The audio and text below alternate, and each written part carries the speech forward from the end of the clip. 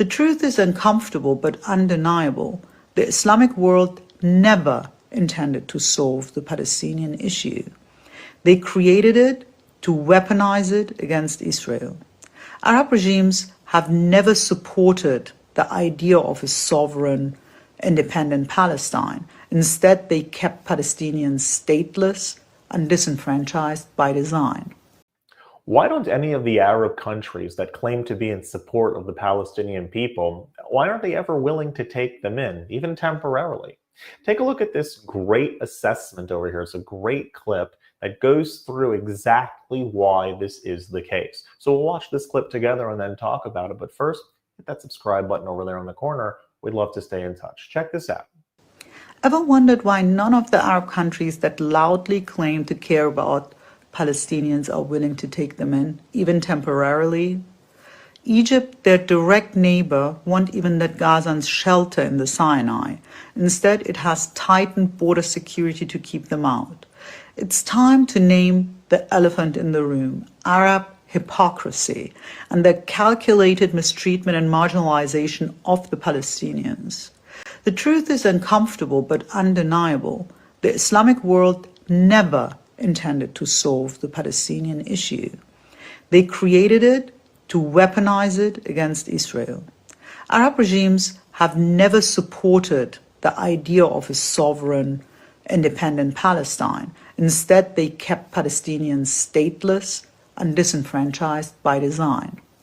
So why is that? Because a bitter, unassimilated refugee population was far more useful as a permanent thorn in Israel's side. The worse the Palestinian condition, the more valuable they became as propaganda tools against Israel and as a bottomless justification for siphoning Western taxpayer money through compromised organizations like UNRWA into the pockets of Hamas and the PLO. It is a sadomasochistic system of perverse incentives. But the Palestinians aren't just victims of Arab betrayal. They have made their bet again and again. They launched every major war with Israel since 1948. They rejected every peace offer that didn't involve the dismantling of the Jewish state. And they elected Hamas, a genocidal death cult that glorifies child sacrifice. Thus, their perpetual suffering isn't just imposed, it's also chosen through leadership, ideology, and a collective refusal to abandon the delusion of erasing Israel. For nearly a century, Palestinian leadership has aligned with the wrong side of history, supporting Saddam Hussein, allying with Assad, attempting multiple coups in Jordan, and playing a devastating role in the Lebanese civil war. Every host nation that welcomed them eventually paid the price and learned the hard way that solidarity came with subversion. The roots of this pathology run deep.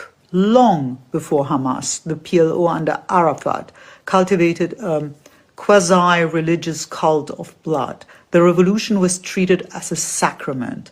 Children's death were proof of commitment. From the river to the sea was not a metaphor, it was a murderous mandate. In school books, children were taught that Israel is a temporary entity. Jews have no right to exist in the holy Arab land, a claim blatantly refuted by the very mosque they built atop a 3,000-year-old Jewish temple, and that martyrdom is nobler than coexistence. Hamas took this culture and codified it into state ideology. Civilians are used as human shields. Funerals are PR spectacles, and death is a public relations weapon. Their strategy is brutally effective. Provoke Israel into retaliation, engineer civilian casualties, then scream genocide. In this grotesque economy, dead Palestinians are the currency, spent for headlines, sympathy, and foreign aid. The tragedy is not only that Israel is under siege, the deeper tragedy is that an entire generation of Palestinians has been offered up to Moloch, an ancient god of child sacrifice, now rebranded as resistance. They're taught that paradise lies not in building, creating, or reforming, but in dying soaked in Jewish blood. In this ritual cult of annihilation, progress is treason, compromise is sin, and life itself is subordinated to the ecstasy of violent death. In a world where Islamism forbids pluralism, progress, or joy, martyrdom is the only route to dignity. Every one of you who supports this morbid cause is complicit in perpetuating the abuse and suffering. You are not helping Palestinians by championing a fabricated nationalist cause engineered to exploit them. You are helping their jailers, theocrats, kleptocrats, and terrorists tighten their grip. You're not standing with the oppressed. You are kneeling before Moloch. The reason that a Palestinian state never seems to work out, no matter how good a deal is that's brought to the table, and the many deals that have come to the table in the last few generations have always been walked away from the Palestinian side. Whether they get 90%, 95%, 99% of what they were after, they always reject it. And the reason they reject it is because in the Arab world, the Palestinians are utilized, the civilians are utilized as a grand PR campaign, rather than actually having a state and having a government and allowing these people, these civilians, to be governed in a humane and normal way. They are better used in the minds of many in the Arab world as a sore in Israel's side.